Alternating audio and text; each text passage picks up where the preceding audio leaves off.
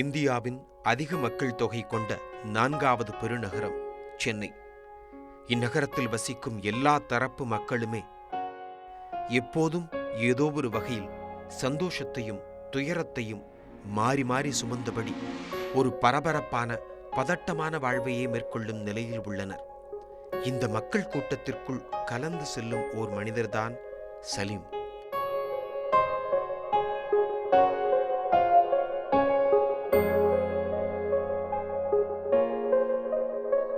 என்னோட பேர் சலீம்.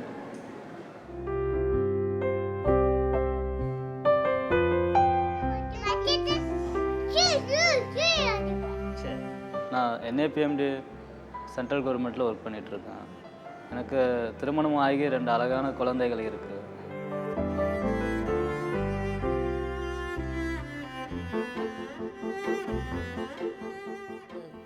நல்லா தான் இருந்தது. அப்புறமா இவன் பிறந்த பிறகு ஒரு கை ஒரு கால் ஊனமாக பிறந்தான்.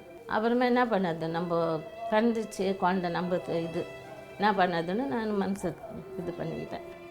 அப்புறம் இவர் தான் எங்கள் வீட்டுக்கார் என்ன சொன்னார், எங்கள் ஆயா இருந்தாங்க, எங்கள் ஆயாக்கிட்ட சொல்லி நெல் உரசி ஊற்றிடலாம் குழந்தைக்கு இருந்தாங்க. எங்கள் ஆயா ஒத்துக்கலை, நானும் ஒத்துக்கலை. சலீம் இடப்பெயர்ச்சி இயலாமை என்கிற லோகோமோட்டார் டிசபிலிட்டி குறைபாடால் பாதிப்படைந்தவர்.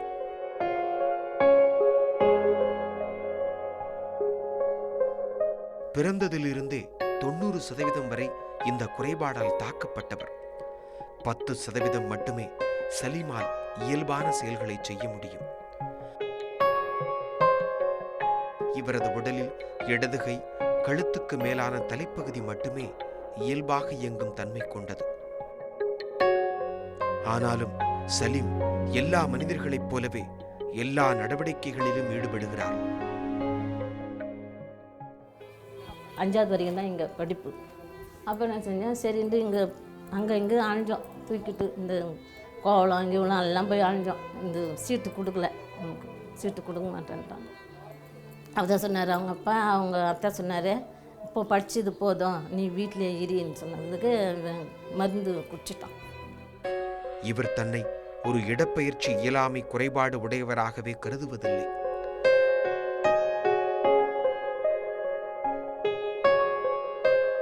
சலீம் ஒரு குடும்பத் தலைவனாக தன் பெற்றோர், மனைவி, 2 குழந்தைகள் என அனைவரையும் உழைத்து சம்பாதித்து காப்பாற்றி வருகிறார். அப்புறமா திருவாம்பூரில் போய் கேட்டோம். கேட்டது ஒரு தரிசனமாக போனதுக்கு பார்க்கலான்னு சொல்லிட்டாங்க. சரின்னு அங்கே கம்முன்ட்டோம். அப்புறமா என்ன செஞ்சோம், அவங்களே வந்தாங்க.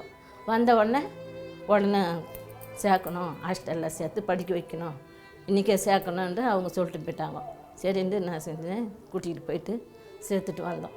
சேர்த்துட்டு அங்கேயே தங்கி படிக்க வச்சேன். அங்கே தங்கி படிக்க வச்சுக்கிட்டு இருந்தேன். அப்புறமா 10வது வரைக்கும் படிச்சுட்டான்.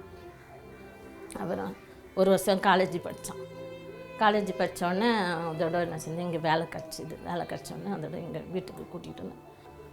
அதுக்குள்ளே இதுக்கு பார்த்து கல்யாணம் ஃபிக்ஸ் பண்ணோம். கல்யாணம் ஃபிக்ஸ் பண்ணி நிஸ்தாம்பலம் போட்டான் கொண்டேன். அப்புறமா கல்யாணம் ஆச்சு. கல்யாணம் ஆகி குழந்தையும் பிறந்துச்சு. குழந்தெல்லாம் பிறந்த பிறகு தான் அப்புறமா தான் அந்த முட்டுக்காட்டில் வேலை கிடச்சி. நீங்கள் உங்களை பற்றி என்ன நினைக்கிறீர்கள்?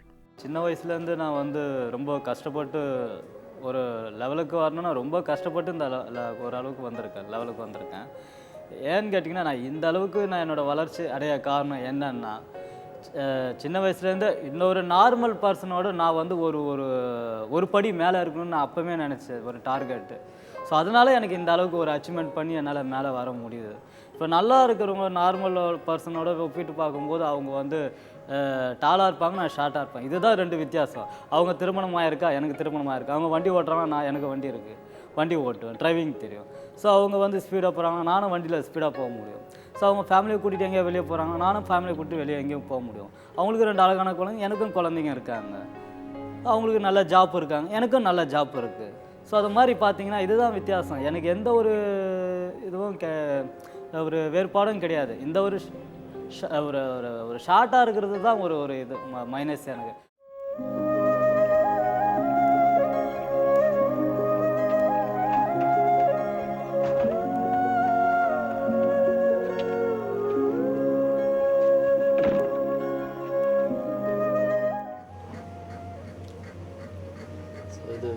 என்னோட குழந்தையோட யூனிஃபார்ம் ட்ரெஸ்ஸு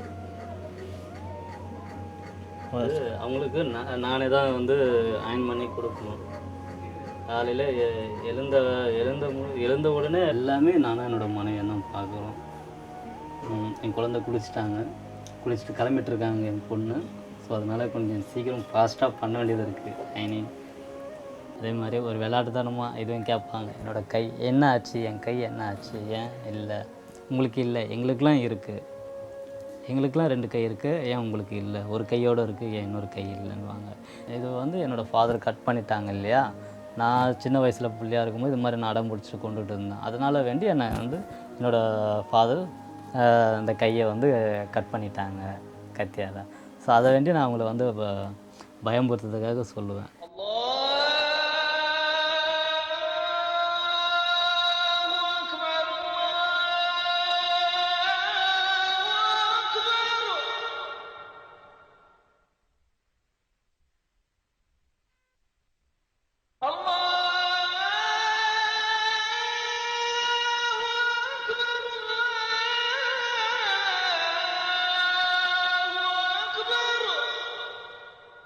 أشهد أن لا إله إلا الله.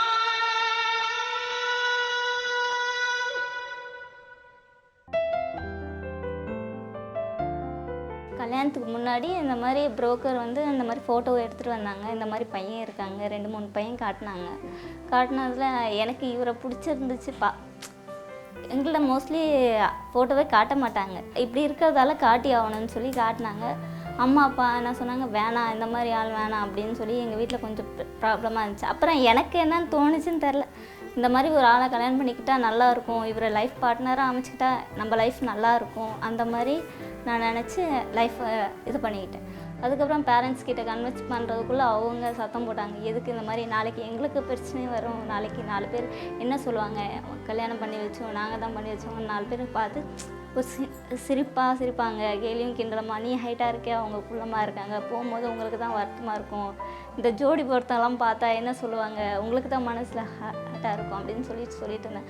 நான் வந்து அதெல்லாம் பெரிய விஷயமா எடுத்துக்கல. அவரை கல்யாணம் பண்ணால் லைஃப் நல்லா இருக்கும்னு என் மனசில் தோணுச்சு, சொன்னேன். அதுக்கப்புறம் கொஞ்ச நாள் போக, சரி அவங்க லைஃப்பை அவங்க இது பண்ணிக்க போகிறாங்க, நம்மளுக்கு என்ன இருக்குது, என்ன கேட்டாங்க, சரி உங்கள் இஷ்டம் தான் அப்படின்னு சொல்லிட்டு அதுக்கப்புறம் அரேஞ்ச் மேரேஜ் நிச்சயதார்த்தம் பண்ணாங்க. அதுக்கப்புறம் 6 மாதம் கழித்து கல்யாணத்தை ஃபிக்ஸ் பண்ணாங்க. 1 வருஷத்தில் குழந்த பிறந்துச்சு. பார்த்தா எல்லாருக்கும் ஆச்சரியம், இந்த மாதிரி ஒரு ஆளுக்கு இந்த மாதிரி ஒரு நல்ல குழந்த. அங்கே ஹாஸ்பிட்டலில் கூட எல்லோரும் இவரோட குழந்தைய இவ்வளோ அழகாக இருக்குது, இவ்வளோ இதுவாக இருக்குது, அந்த மாதிரி நினச்சிக்கிட்டாங்க. அப்போத்துலேருந்து நான் இப்போ வரைக்கும் அவரை ரொம்ப என்ன சொல்கிறது, லவ் பண்ணுறேன்னு சொல்லலாம்.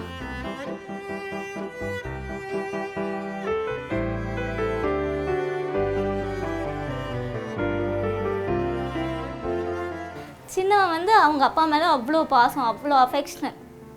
கொஞ்சம் நேரம் வரலனாலும், ஐயோ அப்பா வரல, அந்த டைம் என்ன மாதிரியே 5:30 ஆகலைன்னா ஆயிடுச்சுன்னா, அம்மா ஏம்மா அப்பா வரல, டேடி வரல, அப்படி கேட்டு டார்ச்சர் பண்ணிடுவான். அவர் வந்த உடனே ஒரு ரவுண்டு அவங்கள கூப்பிட்டுட்டு போய் விட்டுட்டு வந்தால் தான் உண்டு.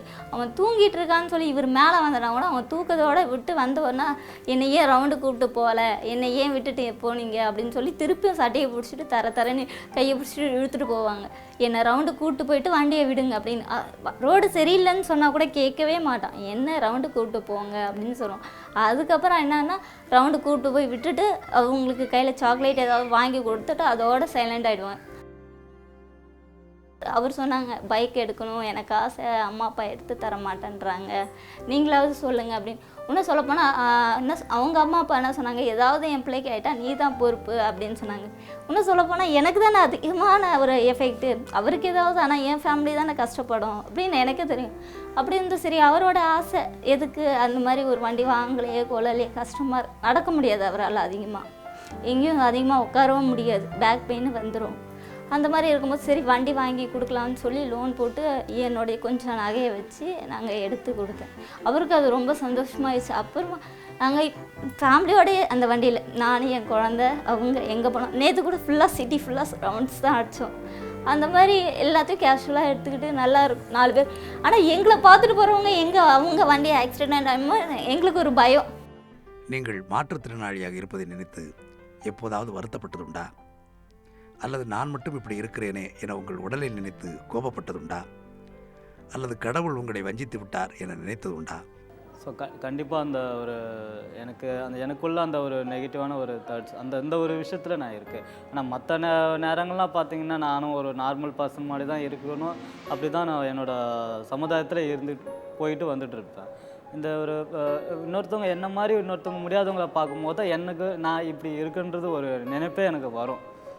ஸோ அப்படி பார்த்தீங்கன்னா ரொம்ப எனக்கு கொஞ்சம் கஷ்டமாயிடும். பட் என்னடா அது அந்த நேரம் தான் நான் இப்படி இருக்கிறன்ற சமயம் எனக்கு அந்த மாதிரி தோணும். மற்ற நேரம்லாம் நான் ஒரு நார்மல் பர்சன் மாதிரி தான் இருப்பேன், போவேன், வருவேன்.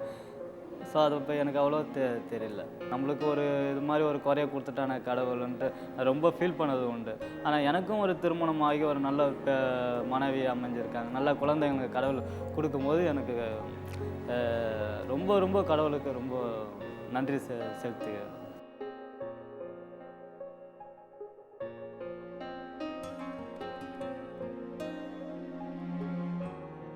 நார்மல் லைஃப் எப்படி போகுதோ எனக்கு தெரியாது.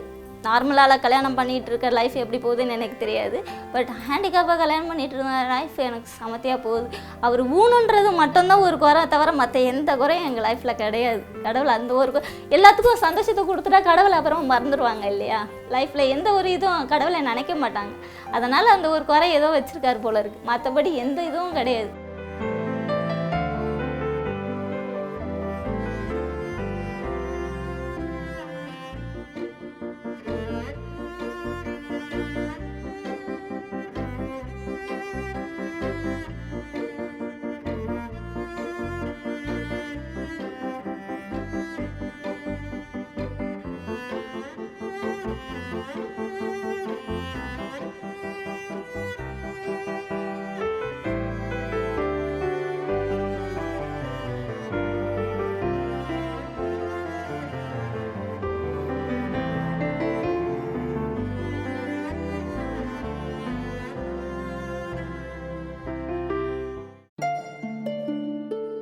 இவ்வளவு போராட்டங்களுக்கிடையே சிறு வயதிலேயே நிறைய கற்க வேண்டும் என்கிற வேட்கை கொண்டவராக திகழ்ந்தார் சலீம். திருவான்மியூர் அரசு மேல்நிலைப் பள்ளியில் SSLCயை முடித்த சலீம் டாக்டர் தரம்மம்பாள் பாலிடெக்னிக் கல்லூரியில் ஆஃபீஸ் ஆட்டோமேஷன் கோர்ஸில் சேர்ந்து 94% எடுத்து தேர்ச்சி பெற்றுள்ளார். அடுத்ததாக திருவான்மியூரில் இயங்கி வரும் கருணாகரி கம்யூனிட்டி கல்லூரியில் டிப்ளமோ இன் DTP 1.5 வருட கோர்ஸில் சேர்ந்து படித்தும் உள்ளார் சலீம். படிப்பை முடித்த சலீம் முடங்கி போகாமல் பல்வேறு இடங்களில் தொடர்ந்து கம்ப்யூட்டர் ஆபரேட்டராக, ஸ்டெனோகிராஃபராக, கணக்கு சரிபார்ப்பவராக வேலை பார்த்து வந்தார்.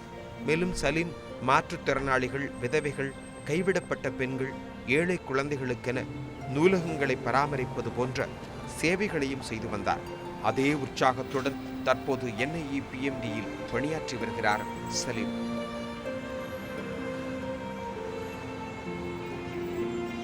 வீட்டிலிருந்து 8 கிலோமீட்டருக்கு அப்பால் இருக்கும் தன் அலுவலகமான NIE PMD என்ற ஒன்றுக்கும் மேற்பட்ட மாற்றுத்திறனாளிகளுக்கான மேம்பாட்டு தேசிய நிறுவனத்திற்கு நேரம் தவறாமல் செல்வதையும் ஒரு கடமையாக வைத்திருக்கிறார் சலீம். அலுவலகத்திலும் சலீமுக்கு நல்ல பெயர்.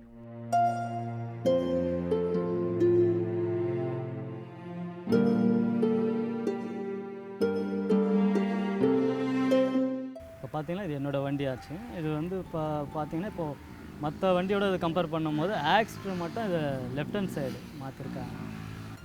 மற்றபடி வேறு பிரேக்கு அண்ட் எல்லாம் ஆர்டினரி இருக்கிற ஸ்டாண்டர்டாக பொசிஷனில் இருக்கிற வண்டி டூ வீலருக்கு இருக்கிற மாதிரி தான். ஸோ இது எனக்கு ஓட்டுறது ரொம்ப வசதியாகவும் கம்ஃபர்டபுளாகவும் இருக்குது.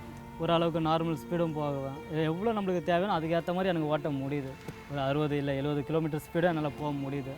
அதுக்கேற்ற மாதிரி கம்ஃபர்டபுளாகவும் சேஃபாகவும் போக முடியுது. ஸோ இதுக்கு முன்னாடி என்னென்னா என்னால் வண்டி இல்லாத காரணத்தால் என்னோடய ஃப்ரெண்ட்ஸுங்க எங்கேயோ ஒரு தேவைகள் மூமெண்ட்டுக்கும் என்னோடய ஃப்ரெண்ட்ஸுங்க தான் எனக்கு யூஸ்ஃபுல்லாக இருந்திருக்காங்க. மேபி இன்னொரு இடத்துலேருந்து இன்னொரு இடத்துக்கு ரீச் ஆகிறதுக்கு எனக்கு அவங்க தான் கொஞ்சம் பிக்கப் ட்ராப்பு, மொபைல்லையும் சரி சைக்கிள்லேயும் சரி அவங்க தான் ஸ்கூல் படிக்கிற காலத்தில் அவங்க தான் கூட்டி வருவாங்க. பிக்கப் ட்ராப்பு எந்த ஒரு விஷயங்களும் எந்த ஒரு இடத்துக்குமே, ஒரு சினிமா தேட்டராக இருக்கட்டும், ஒரு பார்க்காக இருக்கட்டும், இல்லை பீச்சாக இருக்கட்டும், எங்கேயோ என்னோடய ஃப்ரெண்டுங்க தான் என்னை சைக்கிள்லையும் இல்லை மோட்டார் பைக்லையும் கூப்பிட்டு போவாங்க. ஃபஸ்ட்டு மொபைல் சைக்கிள், இந்த ட்ரை சைக்கிளில் நான் கற்றுக்கிட்டேன். ரெண்டாவது டைப்பு நான் ஆட்டோ. ஆட்டோவில் வந்து த்ரீ வீலர்ன்றனால அது ஆட்டோவில் இப்படி left hand side handle right hand side ஆக்சிலேட்டரை வச்சு நான் ஓட்டணும் அதை. ஸோ ஃபஸ்ட் டைம் எனக்கு ரொம்ப கஷ்டமாக இருந்தது. அவங்க ஃப்ரெண்டுங்க எனக்கு கீர் போட்டு கொடுத்துருவாங்க லெஃப்ட்டில், நான் அதே மேக்ஸிமம் அப்படியே ரைட்டில் ஹேண்டில் பிடிச்சி அதே ஒரே நுணுக்கமாக ஒரே நூலை பிடிச்ச மாதிரி ஓட்டணும். கொஞ்சம் தப்பு திசைனாலும் வண்டி ஸ்கிட் ஆகிறதுக்கு வாய்ப்பு இருக்குது.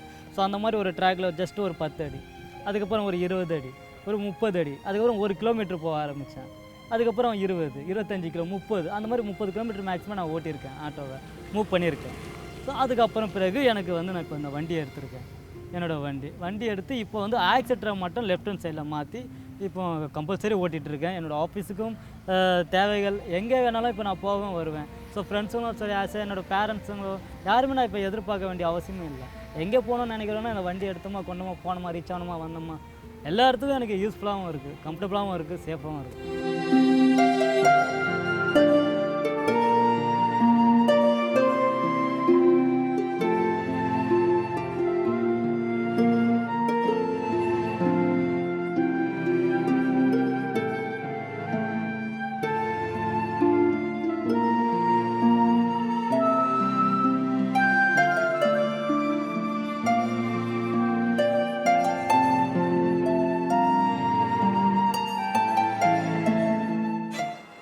ஒர்க் பிளேஸ் இது யூனிட் வந்து ஒரு ஏர்லி இன்டர்வென்ஷன் டிபார்ட்மெண்ட் யூனிட். இது குழந்தைகளுக்கான ஆரம்ப கால சிகிச்சை பயிற்சி மையம்.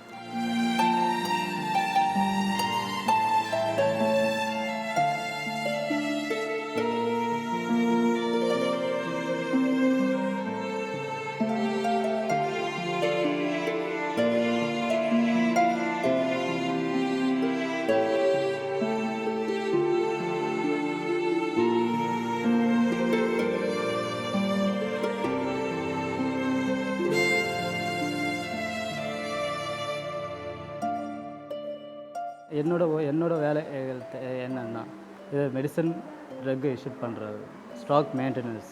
ஸோ இது மாதத்தில் ஒரு முறை டாக்டர்ஸ் வராங்க, நியூரோ ஸ்பெஷலிஸ்ட்டும் ஸ்பெஷலிஸ்ட்டும் வராங்க, 2 மெம்பர்ஸ் வந்து அவங்களுக்கு தேவையான ப்ரிஸ்கிரிப்ஷனில் எழுதி கொண்டு வருவாங்க. அவங்களுக்கு தேவையான ப்ரிஸ்கிரிப்ஷனை பார்த்து அவங்களுக்கு தேவையான மெடிசன்ஸை நானும் ஃபார்வர்ட் பண்ணி மெடிசன் இஷ்யூட் பண்ணுவேன்.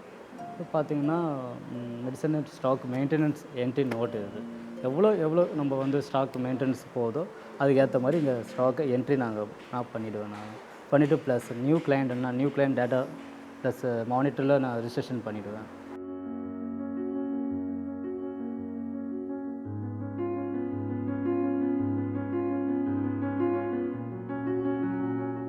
வாழ்க்கையை எப்படி பார்க்கிறீர்கள்? அதாவது நினைத்தது போல் வாழ முடிகிறதா? நான் நினைக்கிறது கண்டிப்பாக என்னால் முடியும். அச்சீவ்மெண்ட் எனக்கு இது தான் வேணும், என்னோடய டார்கெட் இது தான், என்னால் பண்ண முடியும்னு நினச்சா நான் கண்டிப்பாக அதை முடித்து காட்டுவேன். அது ஏன்னா முடியாதுன்ற விஷயம் இல்லை, எனக்கு அது முடிக்கணுன்னா முடிச்சிடுவேன். எந்த ஒரு விஷயமா இருந்தாலும் சரி. ஏன்னா அந்த அச்சீவ்மெண்ட்டாக தான் நான் வாழ்ந்துட்டுருக்கேன். ஏதோ பிறந்தோமா வாழ்ந்தோமா போனோமான்னு இருக்காமல் 4 பேர் நம்மளை பார்த்து ஒரு ஸ்கில்ஸ் திறமை உள்ளவர்னு நினைக்கணும். ஸோ அதனால் நான் நினைக்கிறத கண்டிப்பாக முடிப்பேன். இந்த மாதிரி சின்ன சின்ன விஷயங்கள் நான் என்னால் முடியுன்றதுனால தான் நான் இந்த அளவுக்கு நான் லெவலில் வந்திருக்கேன். ஸோ ஸ்விம்மிங் எனக்கு தெரியாது, அதை பண்ணணும்னு நினச்சேன், முடிஞ்சுது. டிரைவிங் பண்ண முடியாதுன்னு நினச்சேன், பண்ணியும் முடிஞ்சுது. அப்படி ட்ராயிங்கை என்னால் நல்லா பர்ஃபெக்டாக வரைஞ்சி கொடுக்க முடியும். ஒருத்தவங்களோட ஃபிகரை பார்த்தா அந்த அளவுக்கு பர்ஃபெக்டாக என்னால் வரைஞ்சி தர முடியும். ஸோ சின்ன சின்ன அச்சீவ்மெண்ட்லாம் எனக்கு இருக்குது. கோல் செட்டிங் நான் பண்ணுவேன். எனக்கு விஷயங்கள் தெரியுதோ அதெல்லாம் நான் பண்ணி முடிப்பேன், சக்ஸஸ்ஃபுல்லாக முடிப்பேன். நான் இப்போ வந்து பார்த்திங்கன்னா நான் 2 வீலர் அடாப்டர் ஸ்கூட்டர் ட்ரைவிங் பண்ணிகிட்ருக்கேன். அடுத்தது வந்து என்னோடய ஸ்டெப்பு என்னென்னா ஒரு காரில் வந்து நானே ட்ரைவிங் பண்ணி மூவ் பண்ணுற மாதிரி நான் அடுத்த கோல் நான் அச்சீவ்மெண்ட் பண்ணுவேன். கண்டிப்பாக ஒரு 3-4 இயர்ஸில் நான் பண்ணணுன்னு அதை நினைக்கிறேன். கண்டிப்பாக நான் அச்சீவ்மெண்ட் பண்ணுவேன்.